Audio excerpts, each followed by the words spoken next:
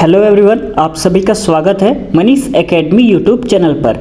आज की इस क्लास में हम ट्रांसलेशन बनाना सीखेंगे। मैंने आपको बताया था कि जिस दिन आपका जो 10th क्लास है यानी 10th जो मैं पढ़ा रहा था वो जिस दिन फिनिश हो जाएगा पूरी तरह से, मैं आपको 5 एक्स्ट्रा क्लासेस दूंगा जिसमें आपको केवल ट्रांसलेशन बनाना सिखाया जाएगा, जिसमें सभी टेंस के जो ट्रांसलेशन है वो दिए जाएंगे। अफर्मेटिव, नेगेटिव, इंट्रोगेटिव इन सब शामिल रहेंगे टेंस के। ठीक है, तो आज हमारी यह पहली क्लास होने वाली है ट्रांसलेशन की। यदि आपने टेंस जो सारे वीडियोस मैंने अपलोड किया है उसको आपने नहीं देखा है तो देख लीजिएगा, मैंने प्लेलिस्ट बना दिया है तो आप सभी चेकआउट कर लीजिएगा। वहाँ पर आपको प्रेजेंट के सारे क्लासेस जैसे इंडेफिनिट हो गया, कंटिन्यूअस हो गया, परफेक्ट कंटिन्यूअस हो गया, पास्ट के सारे क्लासेस, फ्यूचर के सारे क्लासेस पूरी तरह से मैंने कंप्लीट करा दिया है। तो आप सभी जाकर एक बार चेकआउट कर सकते हैं और अपना जो टेंस है उसको आप हमेशा के लिए कंप्लीट कर सकते हैं। ठीक है, तो चलिए आज के इस क्लास को हम स्टार्ट करते हैं। टोटल आपको 5 क्लासेस मिलेंगे। कम से कम यहाँ पे 100 ट्रांसलेशन कराने की कोशिश की जाएगी ताकि आपको ज़्यादा से ज़्यादा प्रैक्टिस हो जाए, ताकि पेपर में आए तो आप आसानी से ट्रांसलेशन को बना सकें। यह जो क्लास है 9th से लेकर 12th तक के जो स्टूडेंट हैं वो देख सकते हैं। ठीक है, और जो 10th है उसको भी आप सभी ज़रूर देख लीजिएगा। तो चलिए आज की इस क्लास में ट्रांसलेशन कैसे बनाते हैं देखते हैं। दीक्षा एक मधुर गाना गाती है, ये हमारा पहला सेंटेंस हो जाएगा। दीक्षा एक मधुर गाना गाती है, तो इसको हम कैसे बनाएंगे। देखिए, यदि आपने पहला वीडियो प्रेजेंट इंडेफिनिट टेंस का देखा होगा तो आपको पता होगा कि ये आपका कौन सा टेंस है। हालांकि मैंने बता भी दिया है कि ये आपका प्रेजेंट इंडेफिनिट टेंस है। कौन सा प्रेजेंट इंडेफिनिट टेंस है, कैसे मैंने बताया था। जिस वाक्य के अंत में क्या है, जिस वाक्य के अंत में ता है, ती है और ते हैं, ये सारे वर्ड आते हैं, वो आपके कौन से सेंटेंस कहलाते हैं, मतलब कौन से टेंस कहलाते हैं, तो वो आपके प्रेजेंट इंडेफिनिट टेंस कहलाते हैं। यही तो बताया था। इसकी स्ट्रक्चर क्या होती है, स्ट्रक्चर आप सभी को याद है। सबसे पहले लिखते हैं सब्जेक्ट, उसके बाद में वर्ब की पहली फॉर्म एस या यस लिखते हैं, उसके बाद में क्या करते हैं, ऑब्जेक्ट का प्रयोग करते हैं। हालांकि ये सब बताना उतना ज़रूरी नहीं है क्योंकि मैंने ऑलरेडी टेंस कम से कम 23 क्लास में ख़त्म कर दिया है, तो आपको पता होना चाहिए। तो चलिए ज़्यादा नहीं बताएंगे, आज पहली क्लास है तो कोशिश कर रहे हैं बता दें थोड़ा बहुत भी। चलिए बनाते हैं। सबसे पहले क्या लिखना है, सब्जेक्ट, तो लिखेंगे दीक्षा। वर्ब की पहली फॉर्म एस या यस लगाते हैं, तो यहाँ पर गाना गाती का क्या होगा, गाती का हो जाएगा सिंग, उसमें जोड़ देंगे एस तो सिंग्स हो जाएगा। और स्वीट सॉन्ग, स्वीट सॉन्ग, ये आपका जो ट्रांसलेशन है वो कंप्लीट हो गया। दीक्षा सब्जेक्ट लिख लिया, वर्ब हो गया आपका गाती, तो इसका सिंग्स हो जाएगा। मधुर गाना का हो जाएगा अ स्वीट सॉन्ग, ये आपका ऑब्जेक्ट हो जाएगा। तो दीक्षा सिंग्स अ स्वीट सॉन्ग, ये आपका कंप्लीट हो गया। दूसरा ट्रांसलेशन देख लेते हैं। कह रहा है वह अपना पाठ तैयार करता है, वह अपना पाठ तैयार करता है, तो इसका लिखेंगे सब्जेक्ट हमारा हो जाएगा ही, तैयार करना का हो जाएगा प्रिपेयर, और इसमें हम क्या करेंगे, एस जोड़ देंगे तो प्रिपेयर्स हो जाएगा। और अपना पाठ का हो जाएगा हिज लेसन। ये आपका दूसरा जो ट्रांसलेशन है वो कंप्लीट हो गया। तीसरा क्वेश्चन कह रहा है राम रोज स्कूल नहीं जाता है, तो इसका हम सब्जेक्ट देख लेते हैं क्या है, राम है तो लिखते हैं राम। यहाँ पे नहीं शब्द आया है तो स्ट्रक्चर क्या मैंने लिखवाया था, सब्जेक्ट प्लस में डू या तो डज, उसके बाद में क्या आएगा, नॉट आएगा, और यहाँ पर वर्ब की पहली फॉर्म आएगी और प्लस में ऑब्जेक्ट आएगा। कुछ याद आ रहा है कौन सा टेंस है, तो प्रेजेंट इंडेफिनिट टेंस है। और मैंने ये भी बताया था जहाँ पे डू, डज और डिड आता है वहाँ पर किसका प्रयोग करते हैं, वर्ब की पहली फॉर्म का प्रयोग करते हैं। सारे रूल बताया गया है। तो लिखेंगे राम, उसके बाद में डज का प्रयोग करेंगे, उसके बाद में नॉट का प्रयोग करेंगे, उसके बाद वर्ब की पहली फॉर्म जाना का होता है गो टू स्कूल। ये जो आपका ट्रांसलेशन है हो गया। ठीक है, चलिए आगे बढ़ते हैं। लिखा है वह भूत पर विश्वास करता है, ये आपका अफर्मेटिव सेंटेंस है। वह भूत पर विश्वास करता है, अफर्मेटिव किसका है, तो प्रेजेंट इंडेफिनिट का, क्योंकि लास्ट में क्या है, ता है, इसको सभी ध्यान रखिएगा। वह भूत पर विश्वास करता है तो लिखेंगे ही, विश्वास का हो जाएगा बिलीव, क्या हो जाएगा बिलीव, उसमें एस जोड़ देंगे तो he believes in ghost, in ghost. ठीक है, ये आपका ट्रांसलेशन हो गया। अगला ट्रांसलेशन देख लेते हैं क्या होगा, वह तुम्हारा चेहरा देखना चाहती है, वह तुम्हारा चेहरा देखना चाहती है, तो इसका लिखेंगे सब्जेक्ट क्या है, ही, तो लिखेंगे ही। चाहना का क्या होता है, वांट, और इसमें हम क्या करेंगे, एस जोड़ देंगे। तो ही वॉन्ट्स टू, देखना का होता है सी, और तुम्हारा का होगा योर, और चेहरा का होगा फेस। कुछ भी कठिन नहीं है, स्ट्रक्चर याद रखिए और जिस वाक्य के अंत में जो आता है शब्द जो मैंने लिखवा रखा है पहचान, उसको याद रखिए। बस आपको ये पता लग जाएगा कि टेंस कौन सा है, फिर टेंस के अनुसार स्ट्रक्चर लगा लीजिएगा, आपका जो ट्रांसलेशन है वो कंप्लीट हो जाएगा। तो मैंने क्या कुछ भी एक्स्ट्रा किया नहीं, वह का मैंने लिखा ही, वर्ब आपका हो जाएगा चाहना, तो इसका हो जाएगा वांट, उसमें एस मैंने जोड़ दिया वांट्स टू। उसके बाद में देखना का होता है सी, चेहरा तुम्हारा का होता है योर, और चेहरा का होता है फेस। ये मैंने कंप्लीट करा दिया। आगे देख लेते हैं, लिखा हुआ है यह अस्पताल 24 घंटे खुला रहता है। क्या आप सभी बता सकते हैं ये कौन सा टेंस है? तो मुझे उम्मीद है कि आप बता लेंगे कि ये कौन सा टेंस है, प्रॉब्लम नहीं होगी। यह अस्पताल 24 घंटे खुला रहता है, तो लिखेंगे यह अस्पताल यानी दिस हॉस्पिटल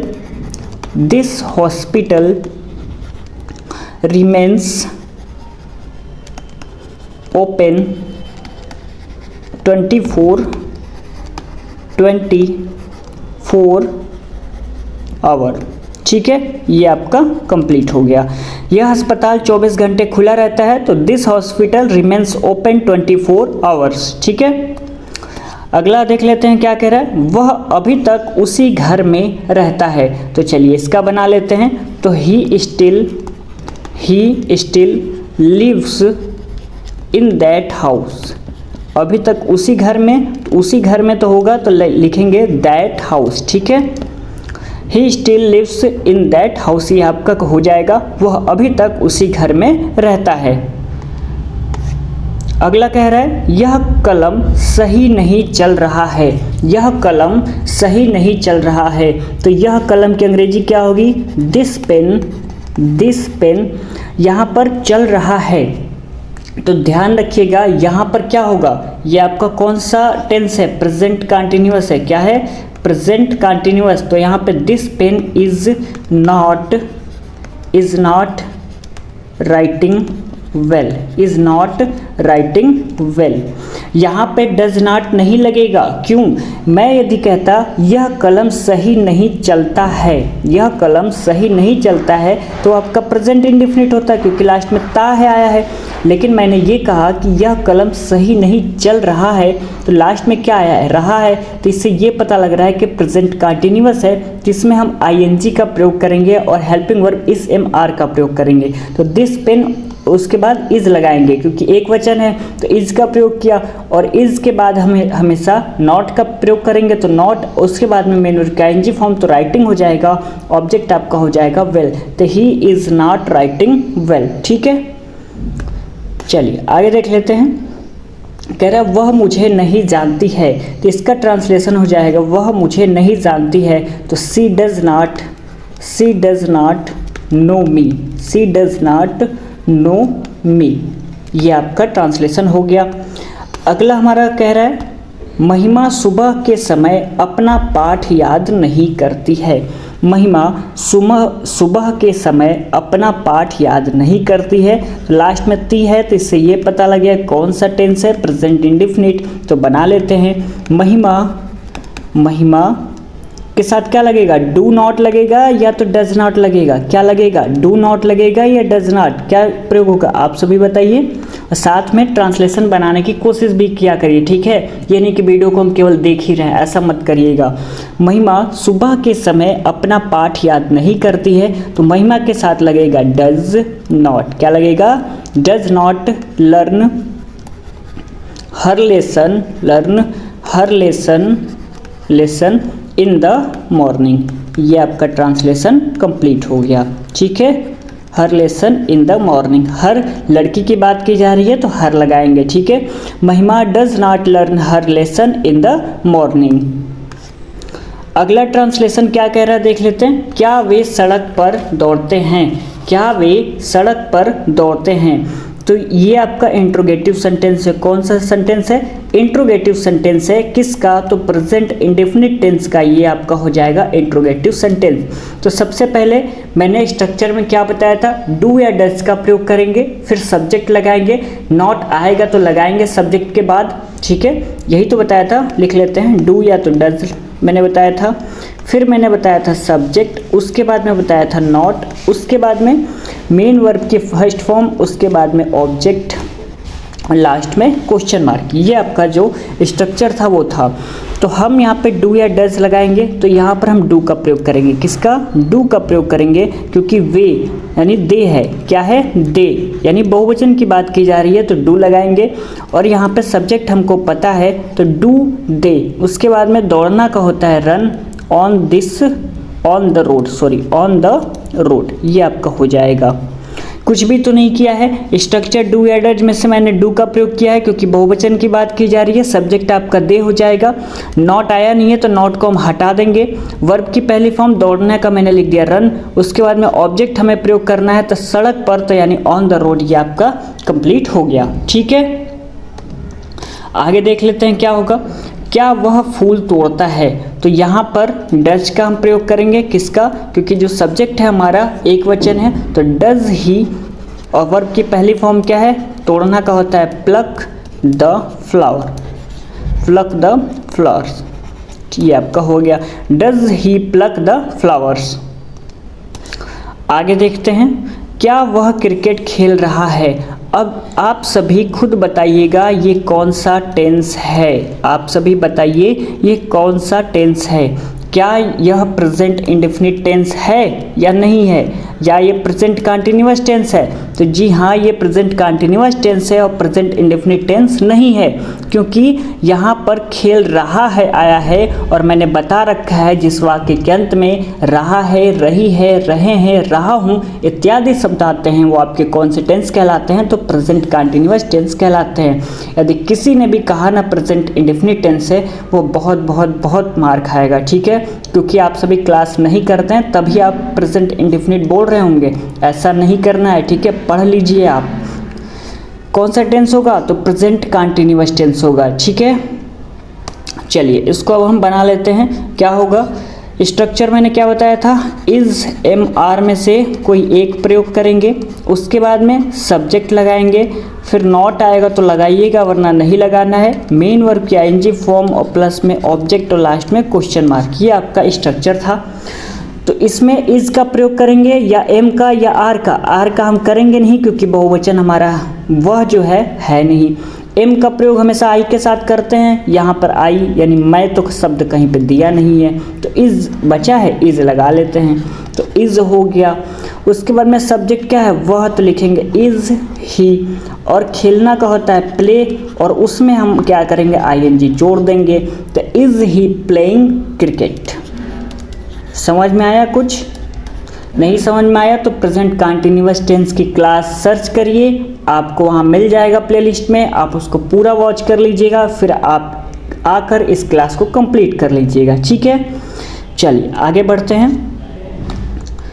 लिखा है क्या वह खाना बना रहा है? क्या वह खाना बना रहा है? तो पता लगा प्रेजेंट कंटिन्यूअस टेंस का इंट्रोगेटिव सेंटेंस है। स्ट्रक्चर मैंने अभी अभी बताया तो बना लेते हैं। इज का प्रयोग करेंगे क्योंकि वह का अंग्रेजी क्या होता है? ही, और ही एक वचन है तो is he cooking the food. ठीक है, कोई प्रॉब्लम होनी नहीं चाहिए। ठीक है, तुम घर पर क्या कर रहे हो? तुम घर पर क्या कर रहे हो? क्या ये पता लगा ये कौन सा सेंटेंस है? जी हाँ, इंट्रोगेटिव सेंटेंस है, क्योंकि मैंने बताया था ना क्या है? क्या, क्यों, कैसे, कब, ये सारे जो बीच में आते हैं सेंटेंस के वो क्या कहलाते हैं? Question word. और ये इंट्रोगेटिव सेंटेंस ही है जिसका स्ट्रक्चर मैंने बताया था। क्वेश्चन वर्ड प्रयोग करेंगे, उसके बाद में किसका प्रयोग करेंगे? इज एम आर में से कोई एक प्रयोग करेंगे, उसके बाद में सब्जेक्ट लगाएंगे, प्लस में नॉट लगाएंगे, प्लस में आईएनजी आपका रहेगा और ऑब्जेक्ट का प्रयोग करेंगे और लास्ट में क्वेश्चन मार्क। आपको याद होगा प्रेजेंट इंडेफिनिट की क्लास में, कंटिन्यूअस की क्लास में, परफेक्ट कंटिन्यूअस टेंस की क्लास में, सारी क्लासेस में मैंने इंट्रोगेटिव के दो स्ट्रक्चर लिखवाए थे। एक तो मैंने कहा था यदि सेंटेंस की शुरुआत क्या से होती है तो सबसे पहले किसका, हेल्पिंग वर्ब का प्रयोग होगा। लेकिन क्या, क्यों, कैसे, कब यदि बीच में आता है, कहाँ पर बीच में आता है, तो वो आपका क्वेश्चन वर्ड हो जाएगा। तो क्वेश्चन वर्ड को हम पहले लिखेंगे। तो उसके लिए मैं दूसरे नंबर पे स्ट्रक्चर हमेशा लिखवाया हूँ हर क्लास में। किसका प्रयोग करेंगे, क्वेश्चन वर्ड का। क्वेश्चन वर्ड आपका क्या है, क्या। तो क्या की स्पेलिंग हम पहले लिखेंगे, तो लिखेंगे व्हाट। उसके बाद में इज एम आर लगाना है तो हम आर का प्रयोग करेंगे। क्यों, क्योंकि तुम है, क्या है, तुम। और यू के साथ हमेशा किसका प्रयोग होता है, आर का प्रयोग होता है। तो व्हाट आर यू, और करना का होता है डू, इसमें जोड़ देंगे ING, तो डूइंग हो जाएगा एट होम, घर पर, तो लिखेंगे एट होम और लास्ट में क्वेश्चन मार्क लगा देंगे। समझ में आया आपको, बिल्कुल समझ में आया होगा, क्योंकि आपने ऑलरेडी प्रेजेंट कंटिन्यूअस टेंस की क्लास कर रखी है, तो समझ में तो बिल्कुल ही आना है। ठीक है, जिनको नहीं आ रहा है वो पहले क्लास कर लें, फिर आप ट्रांसलेशन बनाना सीख लें। चलिए आगे देख लेते हैं। लिखा हुआ है तुम आज कैसा महसूस कर रहे हो। तो क्या पता लग गया ना कौन सा सेंटेंस है? जी हाँ, क्योंकि आपने बताया है इंट्रोगेटिव सेंटेंस है। किसका? तो प्रेजेंट कंटिन्यूअस टेंस का इंट्रोगेटिव है। और इसमें क्वेश्चन वर्ड क्या है, वो आपका बीच में आया है, तो हम हमेशा दूसरा स्ट्रक्चर यूज करेंगे। तो कैसा का होता है, हाउ। क्या होता है, हाउ। उसके बाद में क्या, helping verb is am are में से हमने आर का प्रयोग किया है, क्योंकि तुम है तो तुम के साथ आर का प्रयोग होगा। तो how are you feeling today, how are you feeling today, ये आपका जो कंप्लीट है वो हो गया है। लास्ट में क्वेश्चन मार्क लगा देंगे। ठीक है, चलिए लिखा हुआ है तुम कब शादी कर रहे हो। लिखा हुआ है तुम कब शादी कर रहे हो। पहले पढ़ाई कर लीजिए फिर शादी कर लीजिएगा। फिलहाल अभी ट्रांसलेशन बना लीजिए कि तुम कब शादी कर रहे हो। ठीक है, तो कब ये शब्द बीच में आया है यानी क्वेश्चन वर्ड है, तो इसका हम अंग्रेजी पहले लिखेंगे, तो लिखेंगे व्हेन। उसके बाद में क्या लगाएंगे, आर लगाएंगे। क्या लगाएंगे, आर। उसके बाद में सब्जेक्ट क्या है, यू। तो when are you getting married. ठीक है, मैरिड, ये आपका ट्रांसलेशन बन गया। आगे बढ़ते हैं। क्या वह आपके लिए खाना पका रही है। क्या वह आपके लिए खाना पका रही है। इसको बनाना है तो हमने सबसे पहले इस का प्रयोग किया।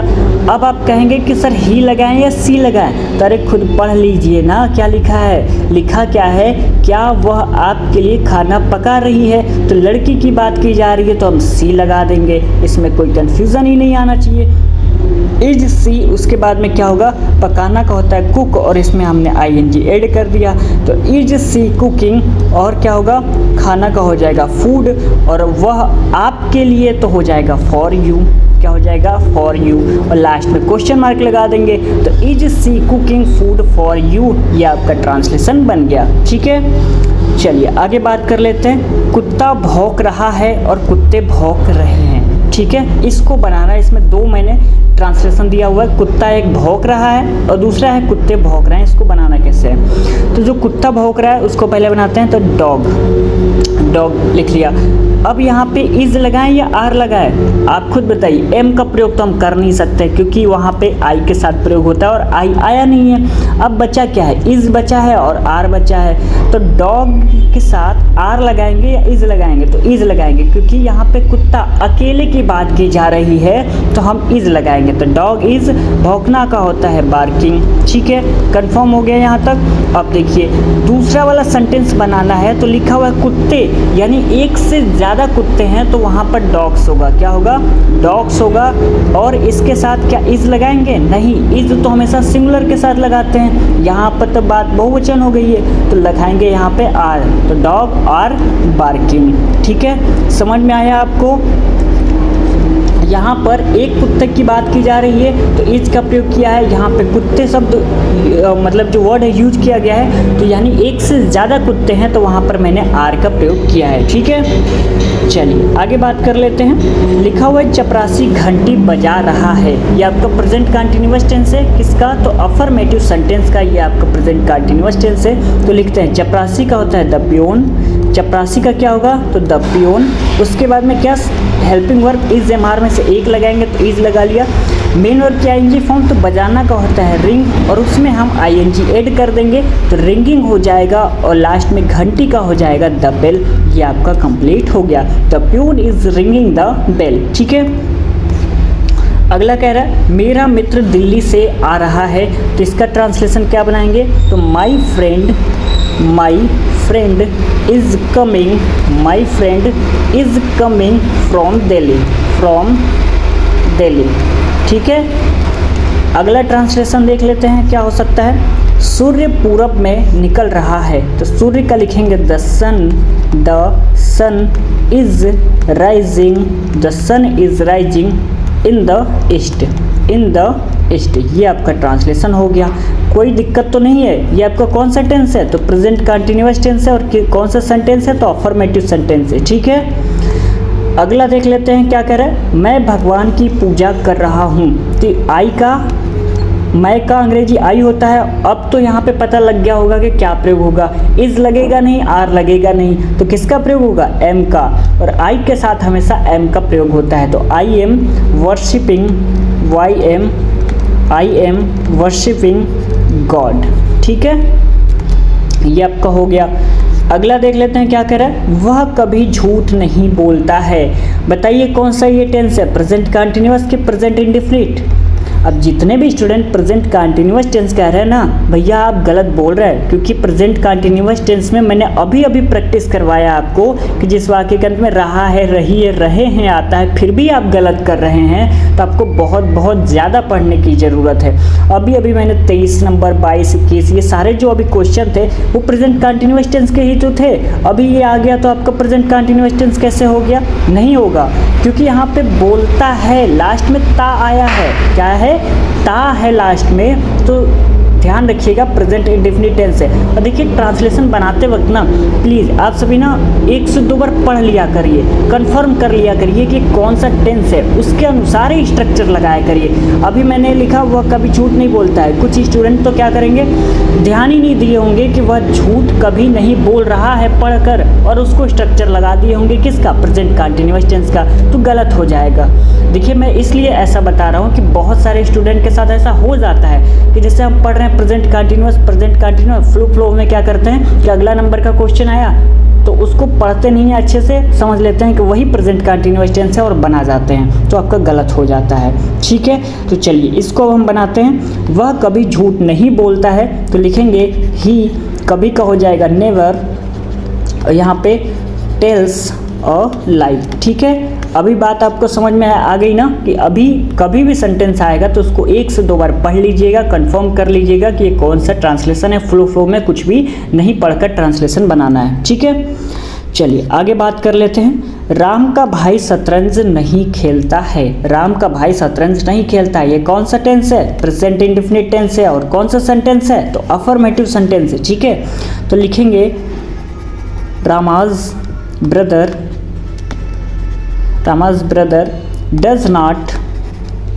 Does not play chess. ठीक है, यानी आज के इस क्लास में हमने 25 जो ट्रांसलेशन थे उसको बनाना सीखा है। अगले क्लास में भी कम से कम 20 से 25 क्वेश्चन को मैं लेकर आऊँगा, जिसको मैं प्रैक्टिस कराने की ज़्यादा से ज़्यादा कोशिश करूँगा। ठीक है, टोटल 5 से 6 क्लासेस आएंगी, जिसमें मेरा मतलब कोशिश यही रहेगा जितना ज़्यादा ट्रांसलेशन करवा पाएँ उतना ज़्यादा करवा दे, ताकि आपको प्रैक्टिस हो जाए, और जब भी आप बोर्ड एग्ज़ाम देने जाए तो वहाँ पर कोई भी ट्रांसलेशन आता है तो उसको आसानी से कर लें। और यदि आपको पूरा नियम और सारे पढ़ने हैं अच्छे से, तो प्लीज़ आप सभी प्लेलिस्ट को चेकआउट कर लीजिएगा। वहाँ पर प्रेजेंट, पास्ट और फ्यूचर के सारे क्लासेस मैंने अपलोड कर दिए हैं, यानी जो टेंस का टॉपिक है वो पूरी तरह से मतलब फिनिश हो गया है। अब हमारा जो टॉपिक है वो चल रहा है वॉइस, तो उसको भी आप सभी पढ़ सकते हैं, वहाँ से भी आपके एग्ज़ाम में प्रश्न पूछे जाते हैं, तो आप सभी उस क्लास को भी कर लीजिएगा। तो मिलते हैं अगली क्लास में, तब तक के लिए बहुत बहुत धन्यवाद।